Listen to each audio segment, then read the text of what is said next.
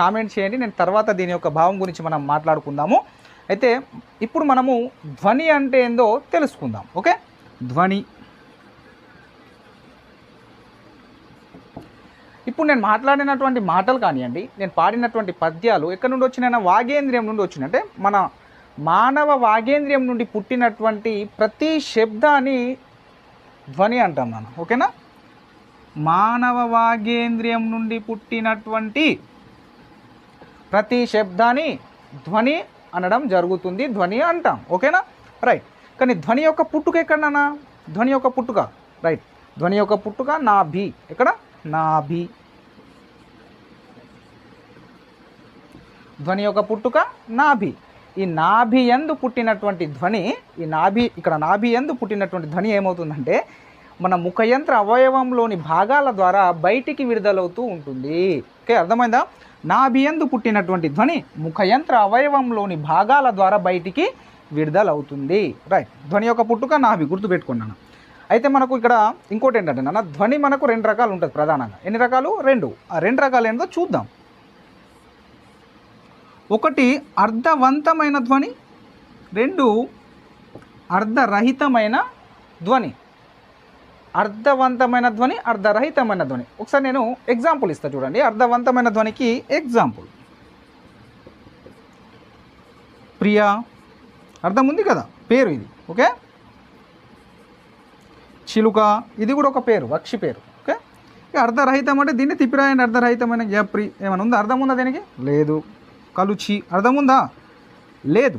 So ఈ విధమైన అర్థవంతమైన అర్ధరహితమైన ధ్వనులు 2 రకాలుగా ఉంటాయి. కానీ మనకు అర్థవంతమైన ధ్వనులను మాత్రమే భాష అంటాం నాన్న. ఓకేనా? ఏమంటాం? అర్థవంతమైన ధ్వనులకు మాత్రమే భాష అంటాము, గుర్తుపెట్టుకోవాలి. అర్థవంతమైన ధ్వనులను మాత్రమే భాష అంటాం, కానీ అర్ధరహితమైన ధ్వనులను భాష అనము. ఎందుకు? అర్ధరహితమైన ధ్వనులు ఎప్పటికీ శబ్దాల్లాగానే మిగిలిపోతాయండి. ఓకేనా? చిన్న చూడండి, అర్ధరహితమైన ధ్వనులు ఎప్పటికీ శబ్దాల్లాగా, చప్పుడుల్లాగా మిగిలిపోతాయి. శబ్దాల్లాగా లేదా చప్పుళ్ళు. ఓకే, చప్పుడు. ఓకే, ఈ అర్ధరహితమైన ధ్వనులు చూడండి అన్న, ఇక్కడికి వెళ్ళి ప్రశ్న ఏ విధంగా వస్తుందో ఒకసారి చూద్దాం. ఒకసారి చెప్తున్నా నేను, అర్ధవంతమైన ధ్వనులను మాత్రమే భాష అంటాము, అర్ధరహితమైన ధ్వనులు ఎప్పటికీ చెప్పులలాగా, శబ్దాల్లాగా మిగిలిపోతాయి. ఇక్కడ మనకు ప్రశ్న ఏ విధంగా అడుగుతాడో చూద్దాం. ఒకసారి చూడండి, ఆన్సర్ చేయండి. నేను ప్రశ్న రాస్తా ఒకసారి. క్రింది వాణిలో సరైనవి, క్రింది వాణిలో సరి అయినవి. ఓకే, స్టేట్మెంట్ 1, భాష అంతా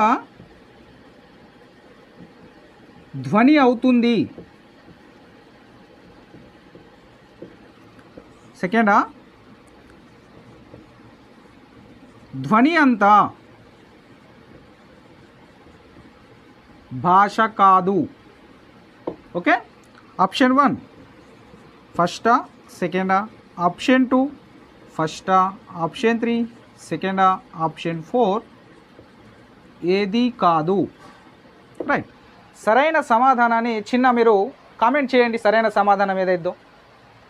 ఓకే, నేను చెప్తా. స్టేట్మెంట్ చదువుదాం ఫస్ట్. భాష అంతా ధ్వని అవుతుంది. మనకు ఫస్ట్ ప్రశ్న సరైనవి కదా. భాష అంతా ధ్వని అవుతుంది, కరెక్టే కదా అన్న. అర్థవంతమైన ధ్వనులను ఏమని అన్నాం మనము? అర్థవంతమైన ధ్వనులను మాత్రమే భాష అని అంటాం. సో భాష అంతా ఏమవుతుంది? ధ్వని అవుతుంది, కరెక్టే. ధ్వని అంతా భాష కాదు, ఇది కరెక్టే. ధ్వని అంతా భాష ఎట్లా అవుతుంది? అర్ధరహితమైన ధ్వని భాష అవుతుందా? కాదు కదా. అర్థవంతమైన ధ్వని మాత్రమే భాష, కానీ అర్ధరహితమైనది భాష కాదు కదా. సో 2 స్టేట్మెంట్లు సరైనవే. 2 స్టేట్మెంట్లు సరైనవే కాబట్టి మనకు మొదటి ఆప్షన్ రైట్ ఆన్సర్, ఇది రైట్ ఆన్సర్. సో గుర్తుపెట్టుకోండి నాన్న, ఇది నోట్ నాన్న. ఇది ఇక్కడ నుండే ప్రశ్న మనకు వచ్చే అవకాశాలు ఉంటాయి, ఈ విధంగా అడిగే అవకాశం ఉంటుంది. చూడండి, భాష అంతా ధ్వని అవుతుంది, కరెక్టే. ధ్వని అంతా భాష కాదు, అది కూడా కరెక్టే. ఈ 2 స్టేట్మెంట్లు సరైనవే, గుర్తుపెట్టుకోండి నాన్న. మళ్ళొకసారి చెప్తున్నా, ధ్వని అనగా మానవ వాగేంద్రియం నుండి పుట్టే ప్రతి శబ్దాన్ని ధ్వని అంటాం నాన్న. ధ్వని యొక్క పుట్టుక నాభి, ధ్వని యొక్క పుట్టుక నాభి, ఈ నాభి యందు పుట్టినటువంటి ధ్వని ముఖయంత్ర అవయవాల ద్వారా బయటికి విడుదలవుతుంది. అయితే మనకు ధ్వని రెండు రకాలు, అర్ధవంతమైనవి, అర్ధరహితమైనవి. అర్ధవంతమైన ధ్వనిని మాత్రమే భాష అంటాము. అర్ధరహితమైన ధ్వని ఎప్పటికీ చప్పుల్లాగా మిగిలిపోతుంది. సో ఇంకోటి ఏంటంటే భాష అంతా ధ్వని అవుతుంది, కానీ ధ్వని అంతా భాష కాదు. ఇది మనకు ధ్వనికి సంబంధించిన ఇన్ఫర్మేషన్ అన్న. ఓకేనా, మనము నెక్స్ట్ వర్ణం గురించి తెలుసుకుందాము. వర్ణం అంటే మనకు తెలిసినటువంటి, మీకు తెలిసినటువంటి అర్థాలు ఏంటి నాన్న? రంగు, జాతి అనేటివి వర్ణంకి అర్థాలుగా చెప్పుకుంటాం మనం. కానీ వర్ణం అనగా నిర్వచనం ఏంటంటే అర్ధభేదక శక్తి కలిగిన కనిష్ట ధ్వని రూపానికే వర్ణము అని అంటాం నాన్న. చూడండి, అర్ధభేదక శక్తి కలిగిన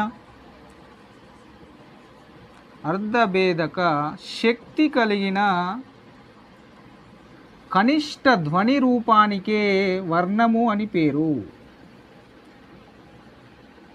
ఓకేనా? అర్ధభేదక శక్తి కలిగిన కనిష్ట ధ్వని రూపానికే వర్ణము అంటాము. రైట్. అయితే సార్ వర్ణము అంటే అర్ధభేదక శక్తి అంటే ఏంటి సార్ అంటే ఒక ఎగ్జాంపుల్ తీసుకుందాం, మనకు క్లియర్ అయిపోద్ది. చూద్దాం ఒక ఎగ్జాంపుల్. రాధా, బాధ. చూడండి అన్న, ఈ రెండు వేర్వేరు అర్థాలు కదా ఉన్నాయి కదా. రాధ అంటే పేరు, బాధ అంటే అనుభూతి, ఫీలింగ్. అది ఒకటే ఫీలింగ్, బాధ అనేది. ఓకే, ఈ రెండు వేర్వేరు అర్థాలు. అర్ధభేదక శక్తి ఉంది కదా రెండింటికి, ఉంది. అర్ధభేదక శక్తి ఉంది. చూద్దాం నెక్స్ట్ కనిష్ట ధ్వని రూపాన్ని తెలుసుకుందామా. వీటిని మనం విడగొడదాం నాన్న. ఇర్ ప్లస్ ఆ ప్లస్ ఇద్ ప్లస్ ఆ. బాధని కూడా విడగొట్టండి. ఇబ్బు ప్లస్ ఆ ప్లస్ ఇద్ ప్లస్ ఆ. ఓకే, ఇక్కడ ఇర్ అనే వర్ణం ఎట్లా మారింది? ఇబ్బుగా మారింది. మారడం ద్వారా అర్థం మారింది. మారిందా లేదా? ఇర్ అనే ఒక వర్ణము ఇబ్బుగా మారడం ద్వారా అర్థం మారింది. అర్ధభేదక శక్తి కలిగి కనిష్ట ధ్వని రూపాలు ఉన్నటువంటి వాటినే వర్ణాలు అంటాం మనం. ఓకేనా? అర్ధభేదక శక్తి కలిగినటువంటి కనిష్ట ధ్వని రూపాన్ని వర్ణము అంటాము. ఓకే, అర్ధభేదక శక్తి ఉంది దీంట్లో, కనిష్ట ధ్వని రూపం ఉంది. ఈ కనిష్ట ధ్వని రూపాన్ని మనం వర్ణము అంటున్నాం. ఇది నిర్వచనం నాన్న. మనకు ఒక్కొక్కసారి వర్ణం అంటే ప్రీవియస్ డిఎస్సిలో టెట్లలో మనకు వర్ణం అనగా అని నిర్వచనం అడిగాను నాన్న. వర్ణం అంటే అర్ధభేదక శక్తి కలిగిన కనిష్ట ధ్వని రూపానికే వర్ణము అంటారు అని గుర్తుపెట్టుకోండి. ఈ విధంగా దీన్ని మనము ఐడెంటిఫై చేస్తాం. అయితే మనం వర్ణము కనుగొనడానికి ఉపయోగించినటువంటి కనీస పద సముదాయాన్ని, ఈ కనీస పద సముదాయం ఉంది కదా, ఈ కనీస పద సముదాయాన్ని కనిష్ట భేదక పదయుగ్మం అంటాం నాన్న. ఏమంటాం? కనిష్ట భేదక పదయుగ్మం అంటాం. కనిష్ట భేదక పదయుగ్మం అని అంటాము. వీటి అడగొచ్చు నాకు. ఎట్లా అంటే వర్ణాన్ని కనుగొనడానికి కావలసినటువంటి కనీస పద సముదాయాన్ని కనిష్ట భేదక పదయుగ్మం అని అంటాం. Okay, right. నెక్స్ట్ నాన్న మనకు చూడండి, దీంట్లో మనకు ప్రశ్నలు ఏ విధంగా అడగొచ్చు అంటే ఏకవర్ణక భేదం అంటే ఏంటి? ఏకవర్ణక భేదం, అనేక వర్ణక భేదాలు, ద్వివర్ణక భేదము అని అడగొచ్చు. చూద్దాం. ఏకవర్ణక భేదం అంటే ఏంటి? ఏకవర్ణక భేదం అంటే ఒక వర్ణం మారి అర్థం మారితే దాన్ని ఏకైక వర్ణక భేదము అంటాం. చూడండి, ఇక్కడ రాధా బాధలో ఒకే వర్ణం మారి ఇర్ర అనేది ఇబ్బుగా మారడం వల్ల అర్థం అనేది మారింది కాబట్టి దీన్ని ఏకైక వర్ణక భేదం అని అంటాం. అనేక వర్ణక భేదం ఉంటుంది. అనేక వర్ణక భేదము అంటే చూడండి ఒక ఎగ్జాంపుల్. కోక, పేక, వీటిని ఇడకూడదాం. ప్లస్ ఓ ప్లస్ ప్లస్ ఆ, ఇప్పు ప్లస్ ఏ ప్లస్ ఇక్కు ప్లస్ ఆ. చూడండి, ఇక్కడ రెండు వర్ణాలు మారి అర్థం వాడితే దాని అనేక వర్ణక భేదం అంటాం. ఇక్కడ రెండు వర్ణాలు మారినాయి చూడండి. ఇక్కు ప్లస్ ఓ, ఇక్కడ ఉప్పు ప్లస్ ఏ, రెండు వేర్వేరు. ఇదొకటి మారింది, ఇది మారింది, ఇది కూడా మారింది, ఇది కూడా మారింది. సో రెండు వర్ణాలు మారినాయి కాబట్టి దీన్ని అనేక వర్ణక భేదం అనొచ్చు, ద్వివర్ణక భేదం అని కూడా అనొచ్చు. రెండు లేదా అంతకంటే ఎక్కువ వర్ణాలు మారి అర్థాలు మారితే దాన్ని అనేక వర్ణక భేదము అని అనడం జరుగుతుంది. ఇది అనేక వర్ణం గురించి సంబంధించిన సమాచారం. ఏకవర్ణం అంటే ఏంటి, అనేక వర్ణాలు అంటే ఏందో తెలుసుకున్నాం కదా. అయితే మనకు ఇంకోటి తెలుసుకోవాల్సిన విషయం ఏంటంటే వర్ణానికి సంబంధించి వర్ణంలో పొల్లు హల్లులే కాక అచ్చులు కూడా వర్ణ ధర్మాన్ని కలిగి ఉంటాయి నాన్న. ఒక ఎగ్జాంపుల్ చూద్దాం చూడండి. ఇక్కడ దీన్ని విడగొడతా చూడండి. ఇచ్ ప్లస్ ఆ ప్లస్ ఉఫ్ ప్లస్ ఆ ప్లస్ ఇర్. దీంట్లో వర్ణాలు ఎన్ని అన్నప్పుడు 5 అని చెప్పాలి. ఓన్లీ పొల్లు హల్లులనే కౌంట్ చేస్తే తప్పు అవుతుంది. ఎందుకు? మనం ఇంతకుముందే స్టేట్మెంట్ ఇచ్చుకున్నాం. ఏమని? పొల్లు హల్లులకే కాకుండా అచ్చులకు కూడా వర్ణధర్మం కలిగి ఉంటుంది. అచ్చులు కూడా వర్ణధర్మాన్ని కలిగి ఉంటాయి. అందుకే దీంట్లో వర్ణాలు ఎన్ని అవుతాయి నాన్న? 5 అవుతాయి. మన ఈ ఆలు యా కానివ్వండి, వేరే అచ్చులు కానివ్వండి, అవి వర్ణాలుగానే పరిగణించాలి. వర్ణాలు కాదు అని వదిలేస్తే తప్పు చేసినట్టు అవుతుంది. సో తెలుగు భాషలో పొల్లు హల్లులకే కాకుండా అచ్చులు కూడా వర్ణధర్మాన్ని కలిగి ఉంటాయి. గుర్తుపెట్టుకోండి. ఓకేనా? అర్థమైందా? రైట్. నెక్స్ట్ నాన్న సవర్ణం.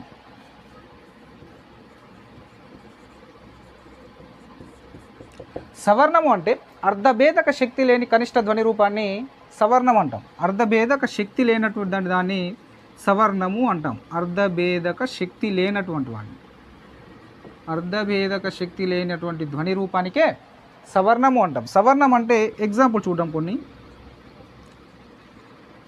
చిత్తము, సిత్తము. అర్థం మారదు, అర్ధభేదం ఏమీ ఉండదు. చిత్తము, సిత్తము. లేదు, నేదు. 2 అర్థాలు వేరు కాదు. అర్థంలో ఎలాంటి భేదము ఉండదు సవర్ణంలో. ఓకేనా? సవర్ణం అంటే అర్ధభేదక శక్తి లేనటువంటి ధ్వని రూపాన్నే మనము సవర్ణము అంటాము. రైట్.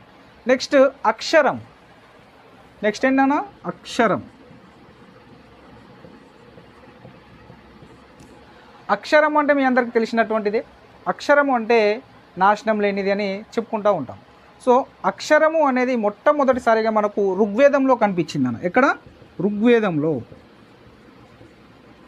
అక్షరం గురించి మొట్టమొదటిసారిగా ప్రస్తావన మనకు ఋగ్వేదంలో కనిపిస్తూ ఉంటుంది. ఈ అక్షరము అనేది నక్షరహ అనే సంస్కృత శబ్దం నుండి పుట్టింది. ఎక్కడి నుండి పుట్టిందన్న? నక్షరహ. నక్షరహ సంస్కృత శబ్దం నుండి పుట్టిందే అక్షరం. సో మనకు నక్షరహ అంటే క్షర అంటే నాశనము, క్షర అంటే నాశనము అని అర్థం. నా అంటే పొందనిది, పొందనిది. సో మనకు అక్షరం అంటే నిర్వచనం ఏమిటి? నాశనం పొందనిది అక్షరం. ఓకేనా? అక్షరం అనేది మొదటిసారి ప్రస్తావన ఎక్కడ ఉండే? ఋగ్వేదంలో ఉండే. మనకు అక్షరం అనేది నక్షరహ అనే సంస్కృత శబ్దం నుండి పుట్టింది. నక్షరహ అంటే క్షర అంటే నాశనము, నా అంటే పొందనిది, అంటే నాశనం పొందనిది అక్షరము. ఓకే, గుర్తుపెట్టుకున్నాను. నెక్స్ట్ మనకు ఈ అక్షరం అనేది మనం మాట్లాడుతున్నటువంటి ధ్వనులకు మనం ఏర్పరచుకున్న గుర్తులు లేదా సంకేతాలను కూడా అక్షరము అని కూడా అంటాం. మనం ఏవైతే మాటలు మాట్లాడుతున్నామో వాటికి మనం ఏర్పరచుకున్నటువంటి సంకేతాలనే అక్షరం అని కూడా అంటాము. ఇంకో నిర్వచనం చూడండి అన్న. అక్షరానికి ఇంకో నిర్వచనం. నాని విడగొడితే ఇన్ ప్లస్సా, గాని ఇగ్గు ప్లస్సా, కాని విడగొడితే ఇక్ ప్లస్సా. చూడండి, ప్రతి వర్ణము అచ్చును కలిగి ఉంది. అర్థమవుతుందా? అచ్చును కలిగినటువంటి ప్రతి వర్ణాన్ని అక్షరము అంటాం నాన్న. అర్థమైంది? ఇంకో నిర్వచనం. అచ్చును కలిగినటువంటి ప్రతి వర్ణాన్ని అక్షరము అంటాం. ఇది అక్షరానికి ఇంకో నిర్వచనం. చూడండి, ఈ నాలో ఉన్కి ఆ అచ్చి వాలింది. ఇక్కడ పైన ఉన్ అనే వర్ణం దగ్గర ఆ అచ్చి వాలడం ద్వారా ఏమైంది? నా అయింది. ఓకేనా? ఇక్కడ గా దగ్గర ఇగ్ అనే వర్ణానికి ఆ అచ్చి వాలింది కాబట్టి గా అయింది. సో ఖచ్చితంగా ప్రతి వర్ణానికి అచ్చు కలిగి ఉంటుంది. అర్థమైందా? అచ్చు కలిగినటువంటి ప్రతి వర్ణాన్ని అక్షరము అంటాము. ఓకే, ఇది అక్షరానికి సంబంధించిన నిర్వచనాలు. నిర్వచనం అన్న, అక్షరం అంటే నాశనం పొందనిది. ఇది నక్షరహ అనే సంస్కృత శబ్దం నుండి వచ్చింది. దీని ప్రస్తావన మొట్టమొదటిసారిగా ఋగ్వేదంలో ఉంది.